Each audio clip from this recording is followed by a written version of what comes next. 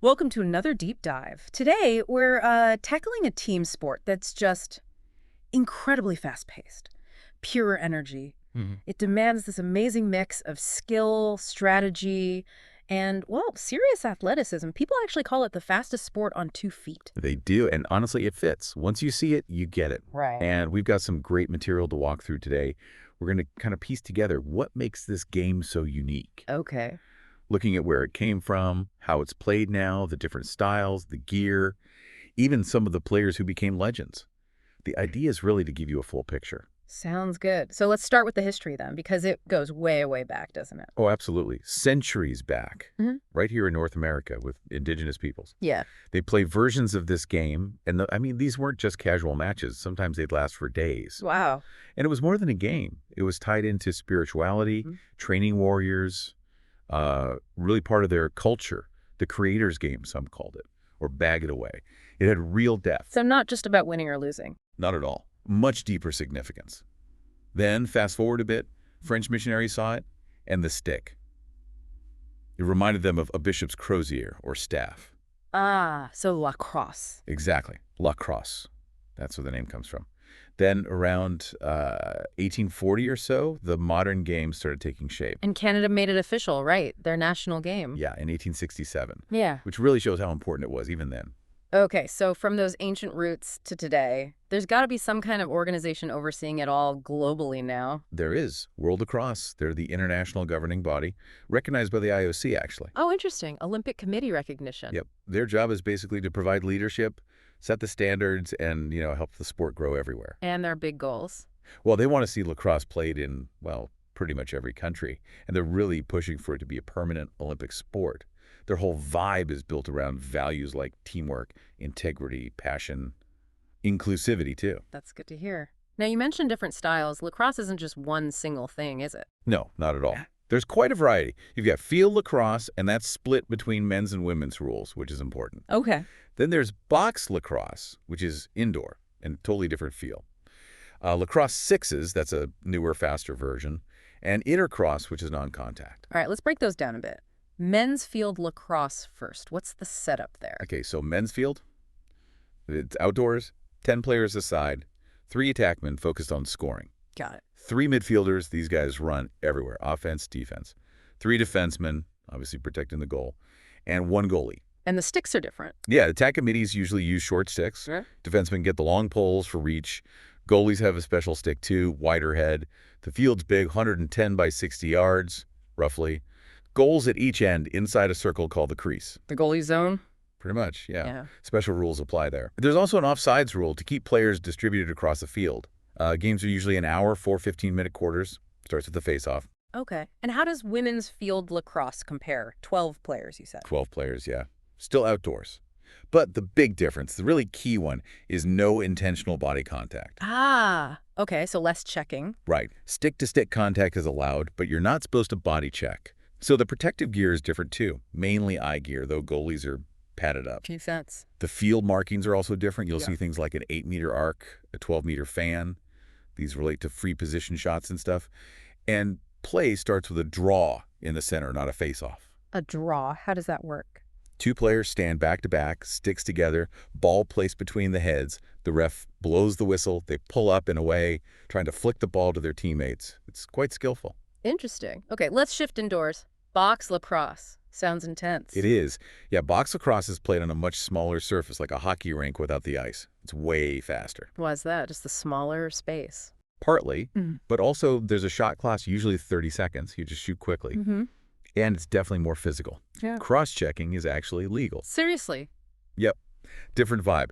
Substitutions are on the fly, like hockey. No offsides. Players often specialize more, like you'll have offensive specialists and defensive specialists who sub in and out. Huh. The goals are smaller too, and the goalies wear massive padding, much more like ice hockey goalies. Oh, and there's a penalty box. Okay, definite hockey parallels. For sure. Even fighting in the pro leagues might get you a major penalty, but not always kicked out of the game. Right.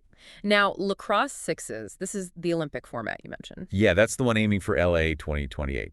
It's designed to be super fast, high scoring, and easier to follow maybe. Hmm. 6 players aside, smaller field. Sixes make sense. Face-offs only happen at the start of quarters. After a goal, the goalie just restarts play quickly, 30-second shot clock again. Shorter games, 4 8-minute quarters. And everyone plays both ways. Exactly. No specialists. Everyone's playing offense and defense. Yeah. And no long poles allowed. It's all short sticks. Very quick transitions. Sounds exciting. And the last one, intercross. Intercross is kind of the opposite end of the spectrum. It's non-contact, mixed gender usually. Yeah. Uses all plastic sticks, softer ball. Ah, so more about skill, less about physicality. Pretty much. Popular in places like Quebec and parts of Europe. 5 players aside, smaller field again. Good entry point maybe. Okay, quite the range. Across all these, though, the basic gear must be similar. The stick is key, obviously. Actually, fundamental. The cross, the stick, with its head and the netted pocket. That's how you do everything. Carry, pass, catch, shoot. And the ball. Solid rubber. Usually white for men's games, often yellow or orange for women's, for visibility. And protection. You mentioned it varies. It varies a lot. Men's field and box, being contact sports, require helmets with face masks, gloves, shoulder pads, elbow pads. Mandatory. Women's field, because of the nobody contact rule, it's primarily just mandated eye protection like goggles. Though goalies, of course, in all versions, need much more helmet, throat guard, chest protector, pads. Gotcha. Okay, let's dive into the players themselves. Focusing on men's field again for the positions you mentioned, attack, midfield, defense. Right.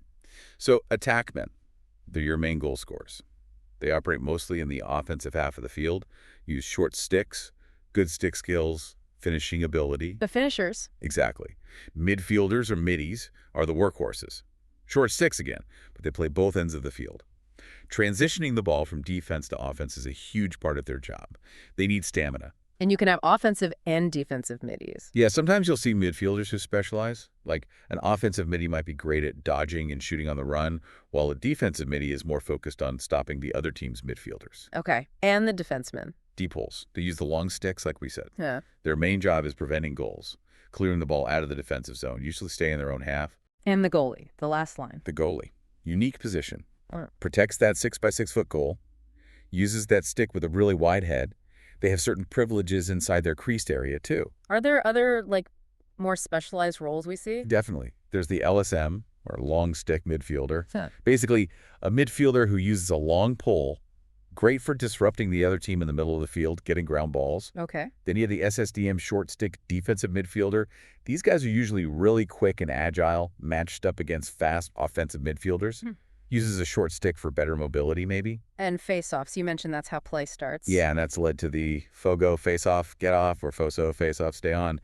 Highly specialized players who just focus on winning that initial possession at the X. It's a real technique-driven battle. Wow, okay. So, putting it all together, the basic gameplay loop. It's all about controlling that ball with a stick. You carry it, you pass it, you catch it, you shoot it. Get the ball past the goalie and into the net. That's the aim. Seems simple enough, but I bet it's chaotic.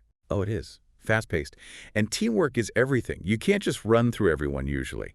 You need to pass, move without the ball, support your teammates when they pick up a ground ball or get pressured. Right. What about some basic strategies? Offense first. Okay. Offensively, teams often use structured sets. You might hear about triangle movement players moving to create passing angles against defenses. A two-man game is super common. 2 players working together with picks and passes to free one of them up for a shot. Picks, like in basketball. Exactly like that. Setting a screen for a teammate. Individual skills are huge to dodging, using fakes and speed to beat your defender. A classic is the roll dodge, and then capitalizing on turnovers the fast break, getting numbers upfield before the defense recovers. Okay, sounds dynamic. And defensively, how do teams try to stop that? 2 main approaches, generally. Man-to-man, where each defender sticks with one offensive player. Yeah. Or zone defense, where defenders cover specific areas. Communication is vital in zone. And the core skill is marking your opponent staying close, using your stick and body position to deny passes and shots. Good footwork is key. Right. Now, thinking bigger picture, the competitive scene, what are the main events people follow? Well, the biggest are the World Lacrosse Championships. They happen every 4 years. Separate ones for men's field, women's field, men's indoor, or box lacrosse. Plus, under-20 championships, too. Kind of like the World Cup for soccer. Pretty much, yeah. That's the pinnacle internationally. Historically, the U.S. and Canada have been Really dominant in field lacrosse. And box. Canada tends to dominate box lacrosse. They have a huge tradition there. And you absolutely have to mention the Iroquois Nationals. Yes, you brought them up earlier, representing the Haudenosaunee Confederacy. Exactly. They compete as a sovereign nation in world lacrosse events. It's a unique and really important recognition of the game's origins. That's fantastic. And the Olympics, you said sixes is in for 2028? Yes. Huge news for the sport. Lacrosse was actually in the Olympics way back, 1904, 1908, and a demonstration sport a few times. But getting back in, with the sixes format for LA 2028, that's a massive step for global exposure. Definitely. Are there big regional competitions, too? So yeah, you've got the European Lacrosse Federation, ELF, they run European championships, and the Asia-Pacific Lacrosse Union, ACEPAC, does the same for that region, growing the game continent by continent. And professionally, what leagues are out there? In North America, for men's box lacrosse, the big one is the National Lacrosse League, the NLL teams in the U.S. and Canada. It's pretty established. Right. For men's field lacrosse, it's the Premier Lacrosse League, the PLL. That's relatively new, started in 2018, and it merged with the older MLL. That's the top pro field league in the States now. Any pro women's leagues? There have been a few attempts. Athletes Unlimited Lacrosse ran for a bit, and there were others like the UWLX and WPLL. But unfortunately, none are currently operating at that pro level. Hopefully that changes. Yeah, hope so. And college lacrosse. Sounds like a big deal. Oh, it's huge, especially in the U.S. NCAA lacrosse, particularly Division I, is incredibly popular. Big crowds, major tradition, especially in the Northeast, Mid-Atlantic. Lots of talent comes through the college ranks.